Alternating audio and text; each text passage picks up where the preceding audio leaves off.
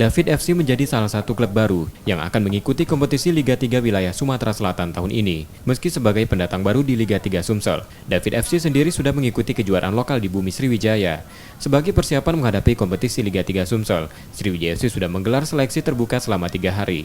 Ada sekitar 200 peserta yang mengikuti seleksi ini, namun hanya akan ada 30 pemain yang akan mengisi skuad David FC mengarungi kompetisi Liga 3 wilayah Sumsel. Berstatus sebagai kontestan baru, David FC memasang target tinggi menjadi juara Liga 3 wilayah Sumsel. Ya, ini udah seleksi yang ketiga kalinya untuk seluruh pemain dari ketahu umur kelahiran 98 sampai ke usia 22.